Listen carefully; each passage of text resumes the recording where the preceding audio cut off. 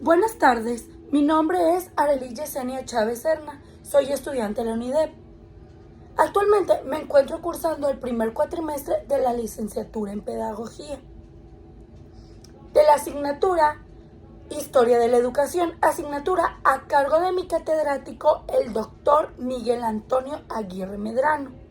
En el siguiente video se verán reflejados ciertos acontecimientos y etapas dentro de la historia, cambios que determinarían un cambio en el ámbito social, político, pero sobre todo educativo, ya que en primera instancia, a partir del siglo XIX, por medio de los mexicas, quienes tenían la educación como prioridad, pues para los mexicas la educación era lo más importante que existía. Es por ello que a través de esta reflexión me gustaría profundizar un poco más al respecto sobre la educación, sobre todo la educación mexica, por lo que a continuación se explicará en qué consistía esta misma educación, las instituciones y la enseñanza que existía según la clase social en la que el individuo se encontrara.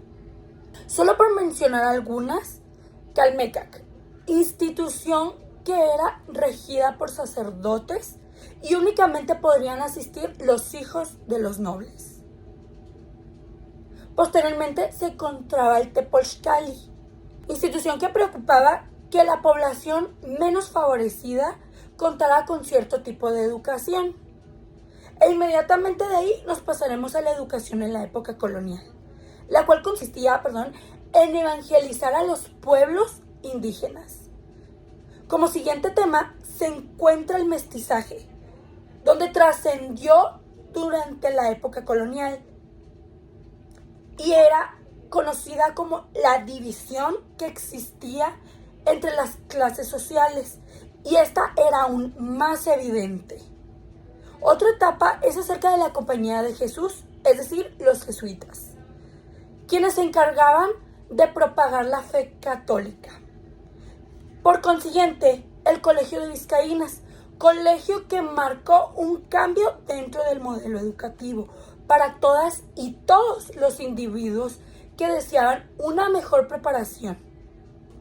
Y por consiguiente, la etapa de la Universidad Real y Pontificia, universidad que tenía como propósito el lograr que más personas se prepararan y sobre todo los hijos de los españoles y de los naturales. La Compañía Lancasteriana era aquella actividad que ofrecía apoyo a los alumnos quienes tenían más dificultades en el aprendizaje, por medio de alumnos más avanzados. Y finalmente, como último enfoque, se encontraban las reformas educativas regidas por Maximiliano de Habsburgo, quien intentó modernizar el sistema educativo. Todo lo mencionado con anterioridad será mencionado de manera más detallada, profunda y concisa a continuación.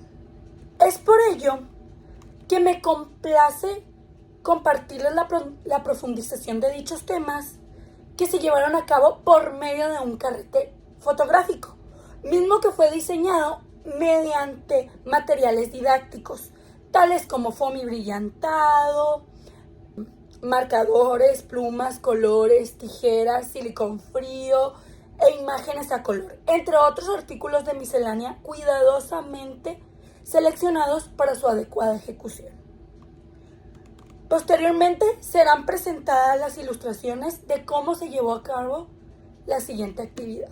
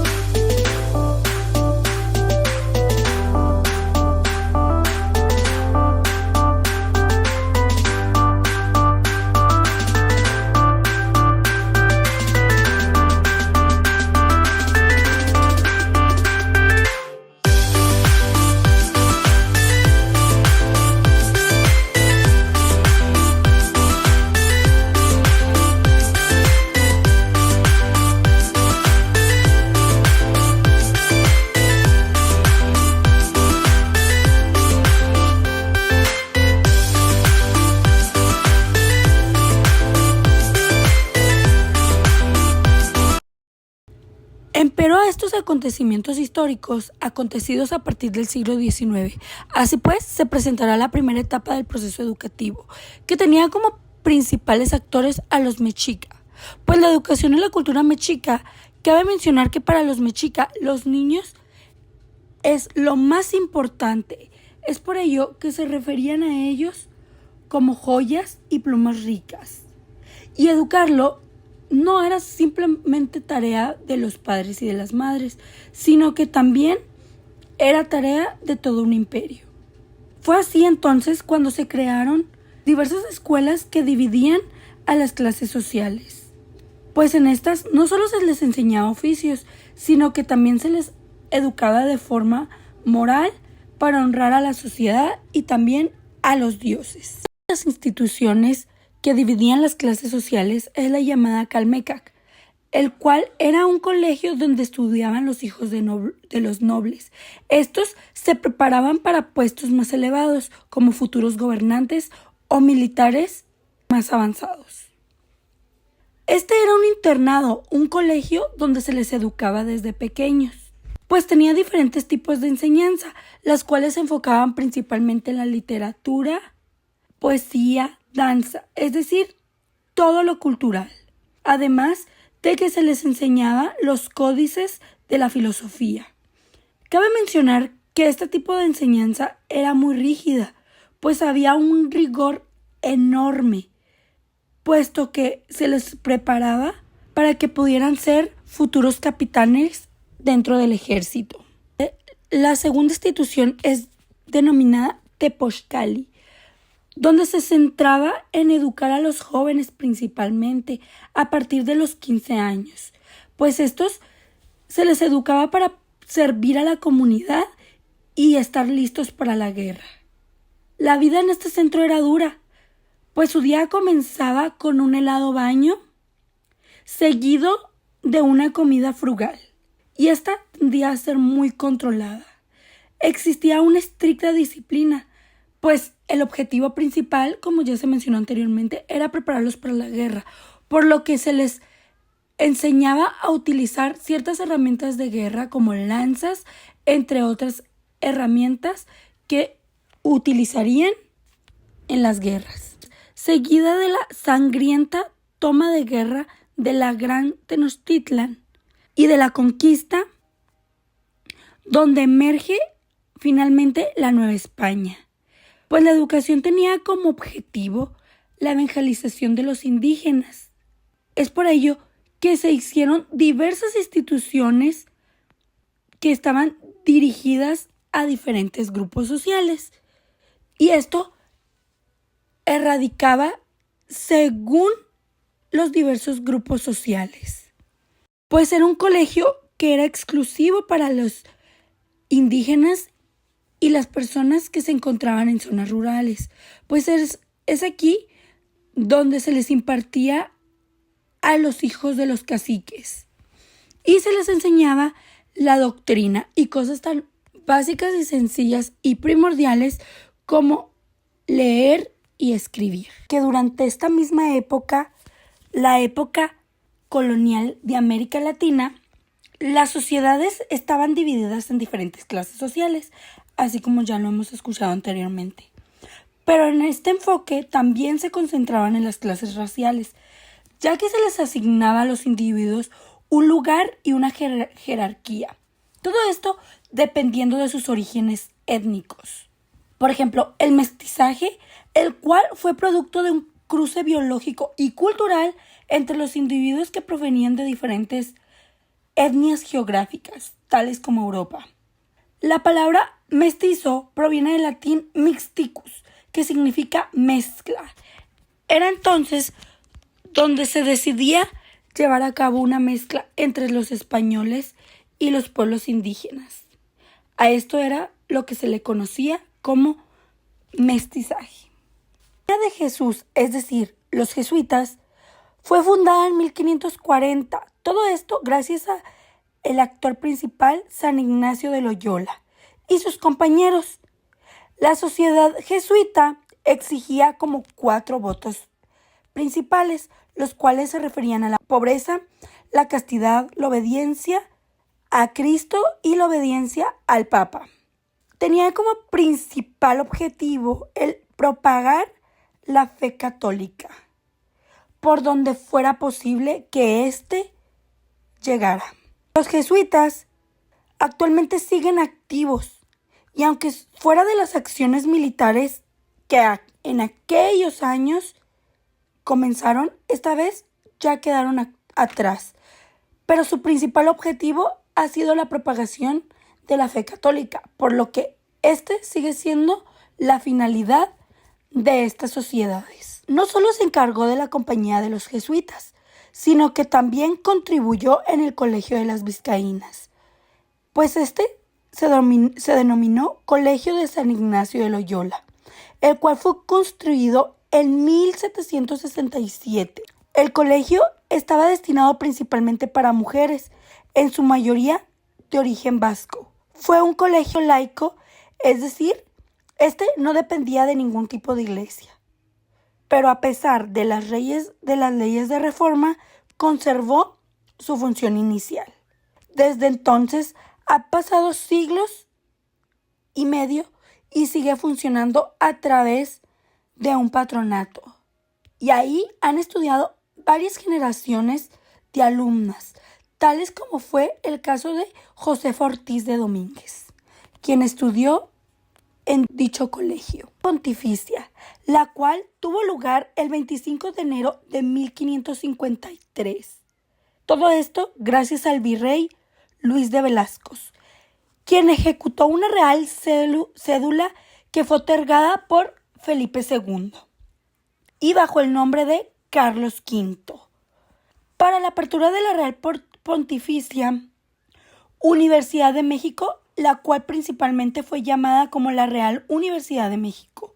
Esta fue con el propósito de que pudieran asistir los hijos de los españoles y de los naturales, y de este modo ejercer virtuosos diversos papeles en la sociedad, tales como una carrera universitaria, que les diera un cierto poder y cierto nivel jerárquico en la sociedad. Luego aconteció la Compañía Lancasteriana, la cual era una escuela lancasteriana que fue propuesta por el pedagogo inglés Joseph Lancaster, de ahí el nombre.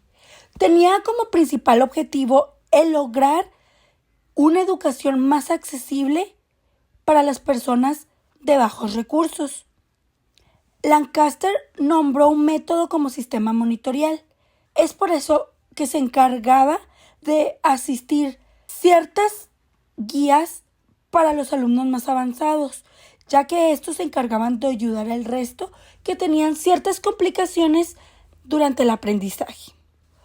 Es por esto que recibieron el nombre de monitores, donde existen diferencias entre alumnos y docentes y entre los monitores, los cuales tenían sus exigencias, principalmente por lo que cabe mencionar que esta era altamente estricta, puesto que era una disciplina que debían de tener con los alumnos con problemas cognitivos. Pero también se les apoyaba de diferentes maneras, que mencionaba en alguna ocasión que en sus pupitres, abajo de ellos, se encontraban unas cajas de arena donde estos tenían que escribir las letras del abecedario en esta caja. Vamos a mencionar las reformas educativas por Maximiliano de Hamburgo, el cual se dio a partir del año de 1864 hasta el año 1867, donde este se encargó de modernizar el sistema educativo y promovió que la educación fuera totalmente laica, es decir, sin índoles religiosos. Es por eso que creó también las escuelas públicas y revalidó muchas de las medidas liberales, además de que trató de implementar un programa de estudios formando una educación mucho más liberal para todos aquellos que quisieran tener las ganas de aprender. Y para finalizar con este tema, me gustaría dar mi conclusión totalmente personal. Considero sumamente importante el conocer todo el proceso que tuvo que pasar lo que ahora ya conocemos como México, que anteriormente era la Gran Tenochtitlan y luego Nueva España, todo lo que tuvo que pasar para que finalmente se pudiera llamar México. Además, cabe mencionar que es también sumamente importante conocer el proceso que tuvo que llevar la educación para poder ser lo que es hoy en día. Desde castigos, divisiones étnicas y sociales para que hoy en día sea lo que es hoy. Una escuela donde se incluye más a más población, donde todo el mundo tiene acceso, que es laico, gratuito y además obligatorio para finalmente poder gozar de estos conocimientos que nos brinda la escuela y poder educarnos. Claro, sin perder lo que originalmente comenzaron los mexicas, que fue el proceso de los valores. Y sin perder esta esencia de los valores, poder lograr ser lo que hoy es la educación. Me parece muy interesante todos estos temas, ya que cada uno tuvo que pasar por ciertas dificultades para poder ser lo que finalmente es hoy, ya que todo está altamente alineado e interconectado para poder lograr una educación de calidad. No se mencionó, pero en una ocasión se platicó un poco acerca de los castigos. Castigos que eran muy fuertes para algunos de los niños, ya que si no honraban a sus padres, se les clavaban, creo que pequeñas pencas de maguey en sus cuerpos. Otro era de que si se portaban mal durante la clase, se les hacía inhalar chile, de modo que les picaba la nariz y la boca. Se me hacen castigos que son sumamente fuertes, pero que en su momento eran funcionales para lograr que los niños realmente fueran respetuosos y educados, como hoy en día se ha perdido un poco de esa esencia. Claro, no estoy diciendo que se les deba de volver a castigar, sin embargo, siento que falta cierta disciplina para que los niños vuelvan a ser educados como solían ser antes. Estoy totalmente en contra de la violencia, pero me parecía que en su momento era algo que funcionaba para ser niños de bien. Otra cosa que me gustaría que se volviera a implementar es sobre la compañía lancasteriana, ya que me parece interesante ese proceso de que mediante un mentor, en este caso una persona que tiene un poco más de nivel cognitivo más avanzado, pudiera ayudar a aquellas personas que se les dificulta al momento de estudiar, al momento de aprender, vaya. Y me gustaría que esa herramienta se volviera a utilizar hoy en día, ya que eso nos facilitaría mucho la vida a muchas de las personas. Por ejemplo, personalmente, a mí no me va tan bien en las matemáticas, pero en cambio, en todo lo que tiene que ver con literatura y escritura, tengo ciertas habilidades en esa área. Y siento que me sería de mucha ayuda el tener un mentor que me ayudara con las dificultades en el área de matemáticas. Sería todo por mi parte. Gracias.